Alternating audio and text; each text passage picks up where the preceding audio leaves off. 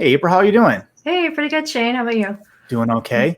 It's a little late on the East Coast here for me, getting towards the end of my day. I know that you're right there in the middle of the country and probably wrapping up after dinner. So I see the title here. You're going to custom integrate and extend our apps with functions in Power Apps. So I'm going to let you kick us off here, and I'm going to sit back and kind of watch the questions come through and see how you're going.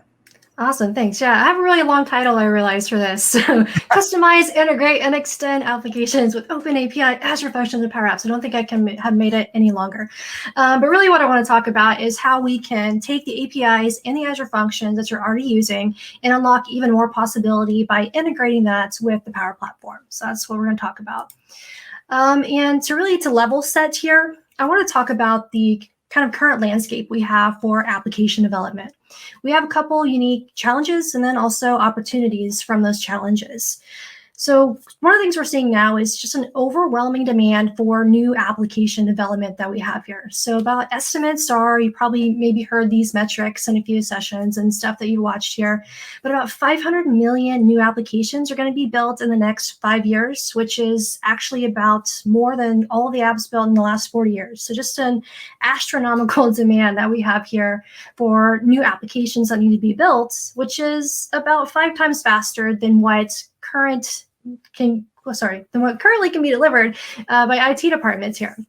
So couple that with the fact, though, that we have about 80% of organizations that are saying they're struggling to find technical talent to build these applications. So we have all these apps that need to be built and just not enough people and time to build them. So it's really unique times that we're in right now. So what are some of the things that we can do? What's the opportunity, though, that can arise from the challenges and what we're facing here with the app development need? Well, that's where low-code technology can really help us bridge that gap. So one of the things we're estimating is about 65% of enterprise application development will be in the low-code space by 2024, which is just 3 years from now. So it's something that has already taken off quite a bit, low-code technology, and it's just going to keep being used really exponentially over the past next few years here to help bridge the need for the application development. And when we talk about low-code tools, of course, when we're talking with Microsoft products, we're talking about the Power Platform. That is our low-code suite of technology that spans across Microsoft 365, Azure, and all of that. And just to level set, what exactly is the Power Platform and what low-code tools does it offer? We have 4 main things that we can use that kind of vary in the scope of really creating holistic business applications here. So we have Power BI, which probably a lot of us has heard of, really commonly used enterprise orgs, the oldest one of the Power Platform for creating dashboards and reporting. We have Power Automate, which really is almost like the glue. That is our workflow automation tool for the Power Platform. It can be used across all of the tools, across SharePoint and Dynamics and Azure, to automate almost anything that you can think of.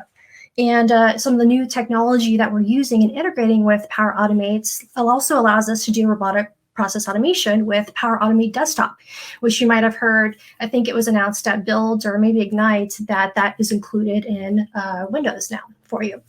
Then we have Power Virtual Agents. That is a tool that lets us create low-code chatbots within the Power Platform. And that's the newest tool there in the Power Platform toolset.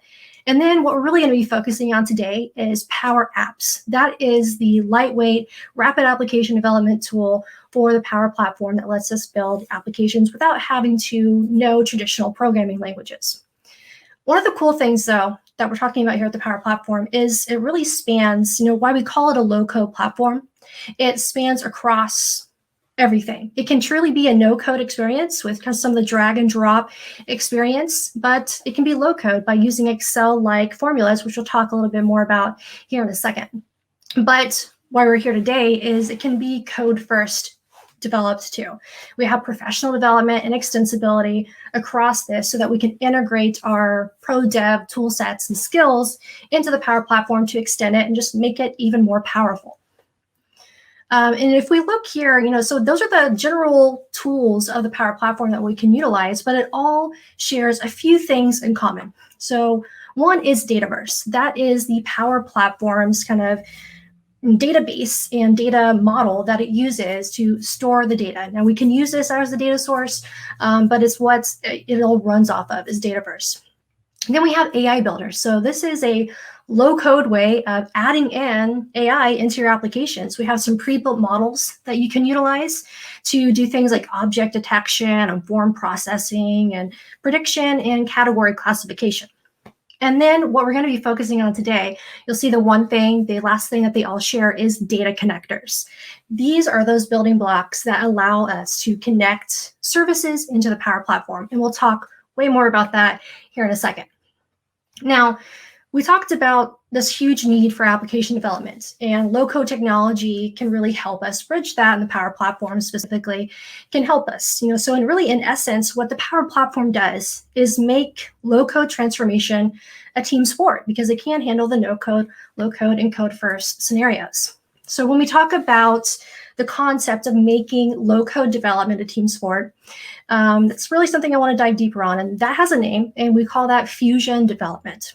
So what fusion development is it's really just the idea of how low-code devs, IT pros, and pro devs can work together to really solve a business problem and create software faster. So it really allows everyone, as you're seeing here in this awesome visual that Nitya created, you can allow everyone in the team to contribute in their own comfort zone. So why a citizen dev who might not have traditional programming language background skills, they can identify a business problem and they can bring that to a fusion team to help solve it. So with the fusion team containing IT pros and pro devs, the IT pros and pro devs can kind of identify the admin and the data needs and security layer and all of that, while the citizen devs can more focus on the business requirements and building the app and the user experience with Power Apps, since it's a drag and drop, easy to use interface that it offers. So, and just like any dev team, with a Fusion dev team, you can have regular check-ins and identify blockers and evaluate progress. So it's really works like a traditional dev team, except you're able to bring in people that wouldn't be in a traditional dev team, like the citizen developers, to be able to help augment the process. So why would you want to do this, right? Fusion development has so many great benefits. And this is something that we're seeing that's really is rising. About 84% of companies right now already have Fusion teams. So this concept is not new. And there's a reason why so many companies have Fusion development teams. I mean, obviously, the biggest one, it just helps you build apps faster and solve business problems faster. So being able to take the business users who are closest and the most knowledgeable about the business needs and the processes, and giving them the ability to express those needs instantly in passive Power Apps to create an application is huge. It exponentially increases how fast you can build applications. And meanwhile, that's freeing up professional developers to be able to come in and leverage their skills best to fill in any gaps in the more complex or advanced requirements that you have in the process. So this saves obviously a ton of time. It allows the app building process to be really iterative. So, more than really maybe any other agile processes almost, with, the possibility of several iterations a day in the process here. So that's really the benefit and why you should be thinking about embracing this Fusion development model. And with low code, as I feel like I'm beating the horse here, but I mean, it really extends your development potential.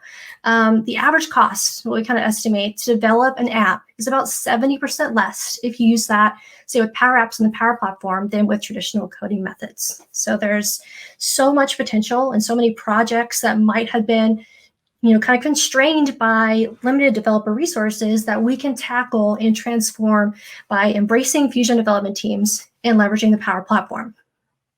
So kind of how this works in action here, we saw how the process works, but we can have a citizen developer building a front end in Power Apps, how they want to be able to interact with the application that they need to be built. They can send that off to a pro dev. They can talk back and forth. The pro dev can add custom functionality, whether it's integrating with external services or internal services via APIs, whether it's maybe adding in additional functionality that the app doesn't need or that doesn't have and it needs, like custom controls and things like that. And then the end user, obviously, which oftentimes is the citizen dev itself, is also the end user. They can be involved in that feedback loop. And it's just a really collaborative process to make application development faster. So we've kind of level set here, and we've talked about what low code is, why it's important, why Fusion development teams are important. Now let's dive a little bit deeper on the Power Platform itself, and particularly Power Apps, and see what that looks like from an application development side of things. So with Power Apps, it's really a natural integration point for Fusion dev teams, because that's what enables you to build web and mobile applications quickly. One of the things I love about Power Apps, being a traditional developer myself, is it was always a pain having to accommodate for all the different areas where you might use the app, whether it's the web or the mobile, and iOS, Android.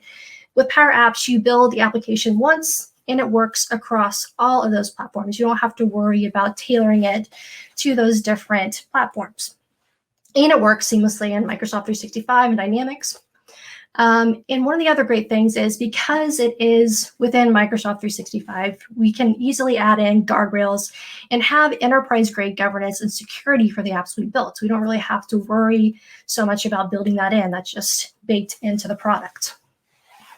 And then the big one, which is what we're talking about today, is the ability to easily connect to your data. This is one of the main reasons why building in Power Apps is so fast and so efficient. We have over 500 pre-built connectors, which I'll explain a little bit more what connectors are here in a second, that allow us to connect to a variety of services easily and securely.